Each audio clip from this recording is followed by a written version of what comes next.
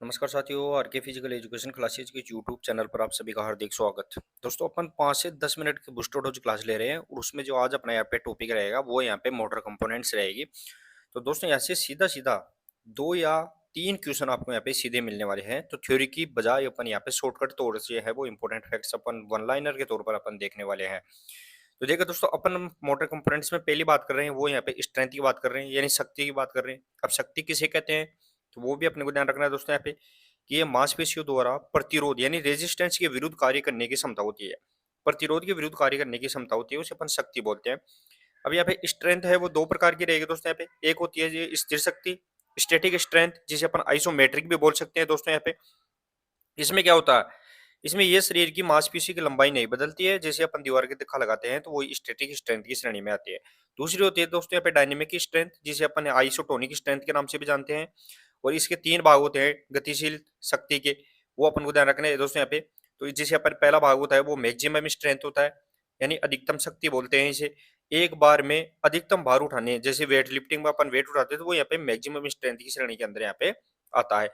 साथ ही में दोस्तों एक्सप्लोजिव स्ट्रेंथ की बात करें, दूसरी प्रकार की स्ट्रेंथ रहेगी, तो यहाँ पे विस्फोटक शक्ति बोलते हैं। शक्ति और गति का मिश्रण, जैसे लॉन्ग जंप और शॉर्ट पुट करते हैं जिसमें बहुत कम समय में तीव्र गति से कार्य किया जाता है, वो यहाँ पे एक्सप्लोजिव स्ट्रेंथ यहाँ पे रहने वाली है। साथ ही में दोस्तों यहाँ पे स्ट्रेंथ एंडोरेंस की बात करें, थकान की स्थिति में भी प्रतिरोध के विरुद्ध जो कार्य किया जाता है तो उसे अपन यहाँ पे स्ट्रेंथ एंडोरेंस के नाम से जानते हैं। तो यहाँ पे ध्यान रखना दोस्तों, स्ट्रेंथ है वो 2 प्रकार की रहेगी, स्टैटिक और डायनेमिक स्ट्रेंथ भी 3 प्रकार की रहेगी। यहाँ पे मैक्सिमम, एक्सप्लोजिव और स्ट्रेंथ एंडोरेंस, ये अपने को यहाँ पे याद रखना है।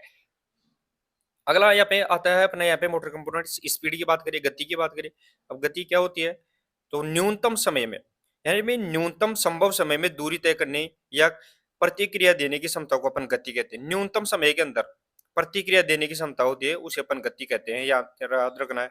अब यहाँ पे स्पीड की बात करें तो स्पीड के प्रकार में यहाँ पे पहला ही स्पीड का प्रकार आता है प्रतिक्रिया समय, रिएक्शन टाइम। संकेत मिलते ही क्रिया करना शुरू करना, जैसे गन की आवाज पर दौड़ना है, वो यहाँ पे रिएक्शन टाइम होता है।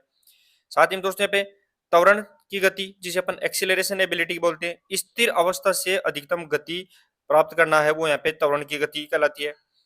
आगे देखें दोस्तों, यहाँ पे चाल गति, लोकोमोटर एबिलिटी की बात करें अपन यहाँ पे, तो यहाँ पे अधिकतम गति को लंबे समय तक, जो अधिकतम गति प्राप्त कर लिए उसको लंबे समय तक बनाए रखने की है वो यहाँ पे लोकोमोटर एबिलिटी होती है। साथ ही में दोस्तों स्पीड एंडोरेंस की बात करें तो थकान के बावजूद भी उच्च गति से कार्य करने की जो गति क्षमता होती है उसे अपन स्पीड एंडोरेंस के नाम से जानते हैं। तो ये अपने स्पीड की ध्यान रखना है दोस्तों यहाँ पे। और स्पीड की है वो यहाँ पे प्रतिक्रिया समय, त्वरण गति, चालन गति और गति सहनशीलता होती है, ये भी अपने को यहाँ पे याद रखना है।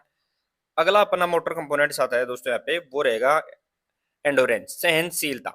अब एंडोरेंस की बात करें, एंडोरेंस क्या होती है, तो थकान की स्थिति में भी, ध्यान रखना दोस्तों यहाँ पे, थकान की स्थिति में भी किसी कार्य को लंबे समय तक जारी रखने की जो क्षमता होती है उसे अपन किस नाम से जानते हैं, तो यहाँ पे सहन शक्ति के नाम से जानते हैं, एंडोरेंस के नाम से जानते हैं। अब ये कितने प्रकार की होती है, तो समय के आधार पर देखें तो 3 प्रकार की रहेगी। सहन जो सहन शक्ति है, एंडोरेंस है, वो समय के आधार पर 3 प्रकार की। पहली रहेगी शॉर्ट टर्म एंडोरेंस, अल्पकालिक सहनशीलता, यानी 2 से 45 सेकंड, 2 मिनट से लेके 45 सेकंड तक जो भी कार्य किया जाता है वो शॉर्ट टर्म में आता है। 2 मिनट से लेके 45 सेकंड तक की बात कर रहे हैं अपन दोस्तों इसमें। तो देखिए दोस्तों यहाँ पे जैसे 400 मीटर की दौड़ होती है वो यहाँ पे शॉर्ट टर्म एंडोरेंस के अंदर आती है। अब आती है मीडियम टर्म एंडोरेंस की बात करें अपन समय के आधार पर, तो 2 मिनट से लेके 11 मिनट तक की जितनी भी क्रियाएं होती है, जैसे 1500 मीटर दौड़ हो गई, 3000 मीटर दौड़ हो गई, ये मीडियम टर्म एंडोरेंस के अंदर आएगी। आगे आएगी दोस्तों लॉन्ग टर्म एंडोरेंस के अंदर, जो 11 मिनट से अधिक की, जैसे मैराथन हो गई और जितने भी फास्ट लेग दूरी हो गई, क्रॉस कंट्री हो गई, सब यहाँ पे लॉन्ग टर्म एंडोरेंस में आएगी। तो यहाँ पे एंडोरेंस से याद रखना है। और समय के आधार पर वो 3 प्रकार की, short term, medium term, long term. अब देखते हैं दोस्तों अपन एंडोरेंस को यहाँ पे प्रकृति के आधार पर।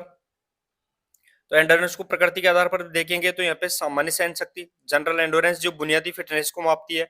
साथ ही में दोस्तों यहाँ पे विशिष्ट सहन शक्ति, विशिष्ट एंडोरेंस की बात करें तो खेल के अनुसार है, जैसे फुटबॉलर के लिए है वो स्टेमिना सबसे इंपॉर्टेंट है। तो यहाँ पे प्रकृति के आधार पर भी जनरल और स्पेसिफिक एंडोरेंस अपने को यहाँ पे याद रखनी है। आगे देखिए दोस्तों यहाँ पे अगला अपना जो फैक्ट आता है वो प्रशिक्षण विधियां विस्तृत नोट्स के रूप में देखे दोस्तों यहाँ पे। अब खिलाड़ी की बात कर रहे हैं अपन दोस्तों, खिलाड़ियों की क्षमता सुधारने के लिए प्रयोग की जाने वाली तकनीक, जो खिलाड़ियों की क्षमता है, फिटनेस है, उसको सुधारने के लिए अपन कौन कौन सी, तो पहले अपन फास्ट लेग ट्रेनिंग ले सकते हैं, जिसे अपन स्पीड प्ले के नाम से भी जानते हैं दोस्तों यहाँ पे। अब इस ये क्या करती है दोस्तों यहाँ पे, स्पीड प्ले भी कहते थे। ये ट्रेनिंग सुधारने की विधि रहेगी। ये सहन शक्ति एंडोरेंस विकसित करने के लिए होती है। ध्यान रखना है दोस्तों, फार्टलेक ट्रेनिंग है वो क्या करती है, तो एंडोरेंस डेवलप करती है। इसमें क्या होता है, इसमें गति और रास्ता पहले से तय नहीं होता, प्राकृतिक वातावरण या दौड़ना होता है। जो फाटलेक होती है इसमें रास्ता और गति है वो पहले से तय नहीं होती है, प्राकृतिक और वातावरण के अंदर ही इसको दौड़ना पड़ता है। आगे देखिए दोस्तों यहाँ पे अगली विधि कौन सी आएगी फाटलेक के बाद में, तो यहाँ पे इंटरवल ट्रेनिंग विधि देखिए दोस्तों यहाँ पे, अंतराल प्रशिक्षण। इसमें इसे टेरेस ट्रेनिंग भी कहते हैं। ध्यान रखना है दोस्तों यहाँ पे, इंटरवल ट्रेनिंग को अपन इसे टेरेस ट्रेनिंग भी कहते हैं, ये भी अपने को यहाँ पे याद रखना है। इसमें क्या किया जाता है, सिद्धांत के तौर पर देखें तो काम के बाद आराम, रेस्ट ड्यूरिंग वर्क, ये हृदय की क्षमता बढ़ाता है। इंटरवल ट्रेनिंग की बात कर रहे हैं, काम के बाद क्या किया जाता है, आराम दिया जाता है, रेस्ट ड्यूरिंग वर्क, और ये क्या करता है, तो कार्डियोवैस्कुलर सिस्टम को यहाँ पे डेवलप करता है। अगली अपनी ट्रेनिंग आती है, उसे अपन सर्किट ट्रेनिंग के नाम से जानते हैं दोस्तों यहाँ पे। अब सर्किट ट्रेनिंग है, इसकी खोज मॉर्गन और एडमसन ने 1953 के अंदर की थी, ये अपने को यहाँ पे याद रखना है दोस्तों यहाँ पे। अब सर्किट ट्रेनिंग में क्या करते हैं, इसमें 6 से 10 व्यायाम को एक चक्कर यानी सर्किट होता है, और ये शक्ति और सहन शक्ति, स्ट्रेंथ और एंडोरेंस को दोनों को यहाँ पे बढ़ाता है, ये अपने को यहाँ पे ध्यान रखना है। तो अपने यहाँ पे इंटरवल ट्रेनिंग, सर्किट ट्रेनिंग और फार्टलेक ट्रेनिंग अपन ने यहाँ पे देख लिया, तो ये अपने को यहाँ पे याद रखना है। अगला देखिए दोस्तों यहाँ पे, अब आती है अपने खेल चोट और उपचार, स्पोर्ट्स इंजरी की बात कर रहे हैं। तो यहाँ पे देखे दोस्तों फर्स्ट एड से सवाल पक्का आता है, या फिर एक पक्का यहाँ पे यूपीटी जीटी के अंदर भी बात करते हैं अपन दोस्तों, तो यहाँ पे सीधा सीधा क्वेश्चन पूछा जाता है, और राजस्थान के अंदर भी सीधा पूछा जाता है। तो खेल चोटों और उपचार की बात करें तो यहाँ पे मोच स्प्रेन की, ये लिगामेंट की चोट होती है, ध्यान रखना है। और लिगामेंट हड्डी को हड्डी से जोड़ता है, ये भी अपने को यहाँ पे ध्यान रखना है। इस खिंचाव की बात करें, स्ट्रेन की बात करें तो ये टेंडन की चोट होती है, और मांसपेशी को हड्डी से जोड़ता है, वो टेंडन यहाँ पे कहलाता है, ये भी अपने को ध्यान रखना है। साथ ही में दोस्तों कंट्यूजन, मांसपेशी में सीधा चोट लगने से नील पड़ जाता है, तो यहाँ पे ध्यान रखना दोस्तों, यहाँ पे ये कंट्यूजन कहलाता है। इससे क्या है, इंटरनल ब्लीडिंग यहाँ पे स्टार्ट हो जाती है। तो यहाँ पे चोटों के अंदर अपन ने स्प्रेन, स्ट्रेन और कंट्यूजन अपन ने देख लिया है।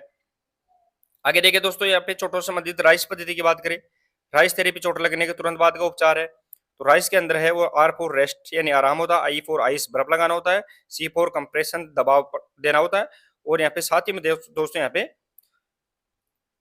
तो RICE are for rest, ice compression, और यहाँ पे ई फॉर एलिवेशन, चोट लगे भाग को है ऊपर उठाना है, वो एलिवेशन होता है।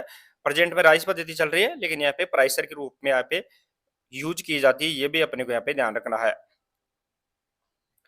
आगे देखिए दोस्तों यहाँ पे, आगे अपना यहाँ पे एक तरफ घटक दूसरी तरफ विकसित करने की मुख्य विधियां, जो अपन मोटर कंपोनेंट से है, तो स्ट्रेंथ को विकसित करने के लिए अपन कौन कौन सी यहाँ पे विधियां काम मिलेंगे, तो शक्ति को विकसित करने के लिए अपन वेट ट्रेनिंग, सर्किट ट्रेनिंग काम में ले सकते हैं। स्पीड डेवलप करने के लिए अपन पेस रन, एक्सीलरेशन रन की यूज कर सकते हैं ट्रेनिंग मेथड। एंडोरेंस को डेवलप करने के लिए यहाँ पे एंडोरेंस की बात करें अपन दोस्तों, यहाँ पे एंडोरेंस डेवलप करने के लिए अपन यहाँ पे कंटिन्यूस ट्रेनिंग, फार्टलेक ट्रेनिंग को अपन यूज कर सकते हैं, तो ये भी अपने को यहाँ पे याद रखना है। अब आगे देखे दोस्तों यहाँ पे अगला अपना यहाँ पे फैक्ट पॉइंट आता है, वो यहाँ पे एक तरफ विटामिन है और दूसरे उनके रासायनिक नाम है। तो विटामिन ए को अपन रेटिनोल के नाम से जानते हैं, विटामिन बी1 जिसे अपन थायमिन कहते हैं, विटामिन सी को अपन एस्कॉर्बिक एसिड बोलते हैं, विटामिन डी है उसे अपन कैल्सीफेरॉल, और विटामिन डी के को अपन फिलोक्विनोन के नाम से जानते हैं। अब ये भी ध्यान रखना, विटामिन ए से रेटिनो रतौंधी रोग, बी से बेरीबेरी, सी से स्क्रिविट, डी से रिकेट्स, और कैसे अपन क्या रक्त का थक्का यहाँ पे नहीं जमता, तो अपने को यहाँ पे ये रोगों से संबंधित भी याद रखना है। तो चलिए दोस्तों, ये लगभग आज की प्रश्न बूस्टर डोज के अंदर अपन छोटा सा यहाँ पे टॉपिक लेके आए थे। लगभग 2 या 3 सवाल आपको सीधे सीधे एग्जाम में पूछे जाएंगे इस 5 से 10 मिनट की क्लास में। मिलते हैं नेक्स्ट क्लास के साथ, तब तक के लिए धन्यवाद, थैंक यू सो मच।